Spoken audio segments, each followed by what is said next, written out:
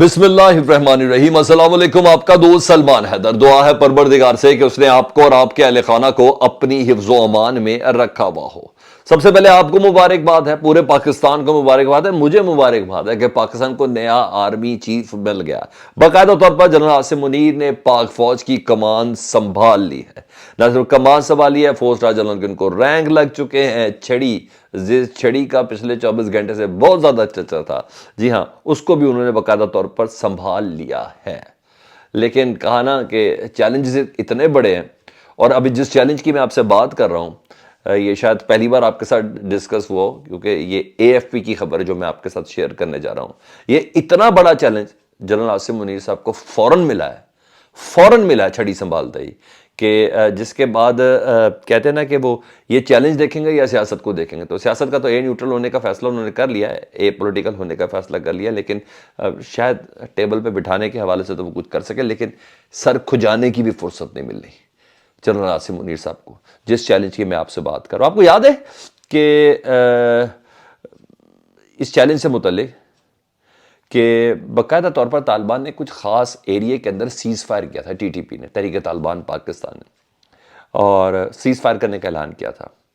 اب جو خبر میں آپ کو دے رہا ہوں، پورے ملک میں طالبان نے ہر قسم کا سیز فائر کا معاہدہ ختم کرنے کا اعلان کر دیا۔ اس کو کوڈ کوئی اور نہیں کرا، اے ایف پی کوڈ کرا، جی، انٹرنیشنل نیوز ایجنسی ہے۔ اور طالبان نے کہا ہے کہ نہ صرف ہم سیز فائر ختم کرتے ہیں، بلکہ ملک بھر میں حملوں کے حوالے سے انہوں نے دھمکی دے دی کہ اب اسی طرح ہی خودکش حملے ہوا کریں گے، جس میں سیکیورٹی اداروں، سیکیورٹی فورسز کے اوپر ہوئے تھے، پولیس اہلکاروں کے اوپر ہوتے تھے، یا پاکستان کی پبلک کے اوپر ہوتے تھے۔ تو ٹی ڈی پی نے مکمل طور پر سیز فائر ختم کر دیا۔ پاکستان کے آرمی چیف کو پہلا دہشت گردوں کی طرف سے، جن کی بھی پروکسی ہے، انڈیا کی پروکسی ہے، کچھ بھی ہے، انہوں نے پہلا، جی ہاں، سرپرائز پاکستان کے آرمی چیف کو، یا پہلا چیلنج پاکستان کے آرمی چیف کو یہ دے دیا ہے کہ جناب آ جائیں آپ، ہر قسم کا، خیر پاک فوج تیار ہے جو کچھ بھی ہے، لیکن ہر قسم کا اب حملوں کے لیے بالکل اچھے سے تیار ہو جائے۔ اچھا یہ سن لیں جی، اب ڈیفینیٹلی ان کے سلیپر سیل بھی ایکٹیو ہو جائیں گے جو پاکستان کے اندر ہے، تو ہمیں بہت سی چیزوں کے لیے تیار ہیں۔ جنرل عاصم منیر صاحب کو بھی ڈیفینیٹلی اس سلسلے میں تیار ہیں۔ انفیکٹ سب سے بڑا چیلنج ہے ہی ان کے لیے، کیونکہ جب سے پاکستان یہ افغانستان کی جنگ سے اور ان سارے معاملہ سے باہر نکلا، تو ٹی ٹی پی کے جتنے بھی چھوٹے چھوٹے سے آپریشنز ہوئے ہیں، ان سب کے پاس نا افغانستان میں جو امریکہ اسلحہ چھوڑ کے گیا تھا نا، سارا ان کے پاس وہ ہے، ٹھیک ہے۔ یہ ہم رپورٹس بھی آپ کے سامنے کر چکے ہیں، اور اب تو یہ آزاد من شمع سے کوئی ایسی چیز بھی نہیں ہے۔ پاکستان ایک دو بار افغانستان کے اندر جا کے بھی ان کے ہائیڈ آؤٹس کو اڑا کے آ چکا ہوا ہے، لیکن پھر ایک سیز فائر چل رہا تھا اور طالبان کے کچھ دھڑوں کے ساتھ، تو اے ایف پی کے مطابق ان تمام دھڑوں نے سیز فائر کو ختم کر دیا۔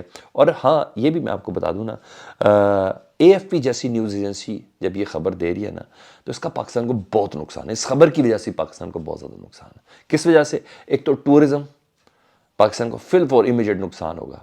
دوسرا، انگلینڈ کی ٹیم پاکستان میں ہے، چاہے تو اس خبر کی بنیاد پر وہ، میں نہیں جانتا وہ کیا کر لے، اللہ نہ کرے کوئی ایسی چیز ہو۔ اچھا، چیمپئنز ٹرافی کا انعقاد ہونا ہے پاکستان میں، اور پہلے ہی بھارت کہہ رہا ہے کہ ہم نے پاکستان میں آ کے نہیں کھیلا۔ وہ رمیز راجہ نے بھی کہہ دیا کہ یہ نہیں کھیلیں گے تو ہم ادھر جا کے نہیں کھیلیں گے، لیکن بہرحال بھارت کو ایک بہت بڑا موقع مل جائے گا دنیا کو بتانے کے لیے کہ پاکستان پھر سے ایک ایسی اسٹیٹ ہو گئی ہے کہ جہاں دہشت گردی ہوتی ہے۔ یہ تمام چیزیں دوبارہ سے شروع ہو جائیں گی، ٹھیک ہے، اگر اس کو کاؤنٹر اس، یعنی اس افریت کا سر ادھر ہی نہیں کچلا نئے آرمی چیف نے، تو یہ بہت بڑا چیلنج ہے۔ کوئی شک نہیں اس ساری پروکسی کے پیچھے بھارت ہی ہو سکتا ہے، ہو کہہ سکتا ہے، مجھے تو خیر یقین بھی ہے، کسی کو کوئی گمان ہے تو ہو، تو بھارت ہی نے ہی اس سارے سسٹم کو ایک دم اس طرح کیا ہو کہ نئے آرمی چیف کو اس پہ لگایا جائے۔ کہا جا رہا ہے کہ جنرل عاصم منیر پہ بڑا وہ بھارت کو بڑا زیادہ وہ ہے کہ جنرل عاصم منیر صاحب ملا جنرل آ گیا، یہی کہتے ہیں نا ان کے حافظ ہونے پہ، ملا جنرل آ گیا، تو چلیں ان کے لیے ملا جنرل ہی سے، تو ملا جنرل صاحب کو ہمارا یہ چیلنج بھارت نے دے دیا ہے، تو یہ ایک بہت بڑا چیلنج ہے۔ تو ڈیفینیٹلی اس پہ پاکستان کی سیاسی جماعتوں کو بھی بہت سی چیزوں کو دیکھنے کہ جب ہمارے سیکیورٹی ادارے اپنے اصل کام کی طرف لگے ہوئے ہیں تو ہمیں کس کام کی طرف دیکھنا ہے۔ تو بہرحال یہ سب چیزیں تو ہیں۔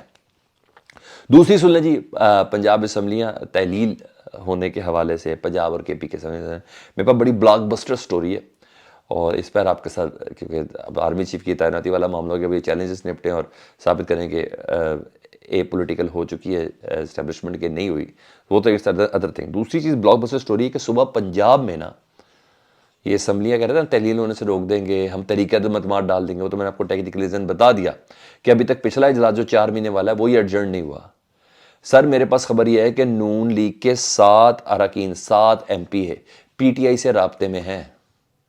نون لیگ کے 7 M P a P T I سے رابطے میں. جہاں یہ لوگ نون پی ٹی آئی کے لوگ خریدنے کی بات کر سنا تو یہ زرداری صاحب نے اربوں روپیہ لے کے پھر رہے ہیں. جی ہاں، جن کے ذریعے پھرے مجھے ان کا بھی نام پتہ، لیکن میں نے بھی وہ نام نہیں لینا آپ کے سامنے. تو وہ یہاں تک کہا جا رہا جی کہ جی وہ اس طریقے پہ لوگ 7 M P a P T I سے رابطے، کیونکہ آصف زرداری وغیرہ. اور میرے پاس یہ بھی خبریں ہیں کہ آصف زرداری نے باقاعدہ طور پہ چودھری شہزاد اور پرویز الہی کو فون بھی کیا ہے کہ آپ نے اسمبلیاں نہیں تحلیل کرنی، آپ نے یہ کام نہیں کرنا. ریکویسٹ کی جا رہی ہے، التجا کے لیے باقاعدہ طور پر. اس وقت لائم لائٹ کے اندر پرویز الہی صاحب ہیں اور یہ پورا پریشر ڈالنے کی کوشش کی جا رہی ہے. اور نون لیگ کے بھی لوگ پرویز الہی صاحب کے ساتھ رابطے میں، ان کو کہا جا رہا ہے. لیکن جہاں یہ کوشش کرتے ہیں وہاں 7 نون لیگ جا چکے. وجہ بھی کیا ہے نا، پی ٹی کا ٹکٹ جو ہے نا وہ بڑا ہاٹ ٹکٹ ہے نا سر. جو اس کی چھتر چھایا کے اندر آ گیا نا، جو اس کے سائے کے اندر آ گیا، وہ سوارت ہو گیا پاکستان کی سیاست میں. اس وقت جس حساب سے عمران خان صاحب مومنٹم بنا چکے ہیں نا پاکستان کی سیاست کو، پاکستان کی سیاسی جماعتوں کا، جس حساب سے پی ڈی ایم کو لفظ گالی بنا دیا میں نے انہوں نے لوگوں کے سامنے، پبلک کے سامنے. اور چاہے سازش والے معاملے میں ہو یا کسی بھی چیز والے میں، جھوٹے کیسز کے معاملے میں ہو، ان کے دوستوں کو ننگا کرنے کے معاملے میں ہو، یا کچھ بھی ہو ایسا.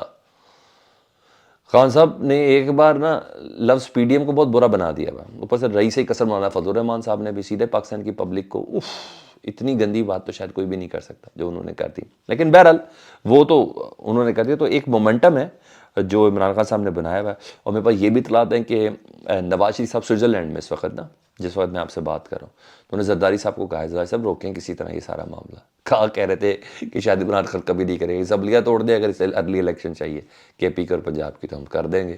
اب یہ کر دیا تو کہتے نہیں یہ پاکستان کے ساتھ بڑا نقصان دہ والی چیز ہوگی. بھائی کہیں ٹکتا ہی نہیں ہے. او بھائی وہ بڑی جرت والا بندہ ہے جس کو آپ نے آفر کی تھی، اس نے آفر قبول کر لی. اچھا بہرحال امیدیں ان کی ختم ہو چکی ہیں، بالکل امیدیں ختم ہو چکی ہیں. اب تھوڑا سا کھینچا تانی والا تھوڑی بہت کریں تو کریں، لیکن یہ بہرحال ہے. بہرحال ایک اور اطلاعات بھی میرے پاس ہے، اور اس ویڈیو کے ان الفاظوں کو بھی آپ کہیں رکھ لیں کہ نون لیگ کا مرکز میں، یعنی as a party Noon league کا ایک فارورڈ بلاک بننے جا رہا ہے، اور اس پہ بڑا سیریس وے میں کام ہو رہا ہے. نون لیگ کا فارورڈ بلاک ہے، ایک پارٹی کے اندر ایک فارورڈ. یہ 7 بندے تو انڈیویجولی ملے ہوں گے نا، جن کو پتا ہوگا ہمارا اگلا الیکشن فارغ ہے، ہم لوگ وہی سیاست ہی ختم ہے اگر ہم پی ٹی آئی کے اندر شامل نہیں ہوئے.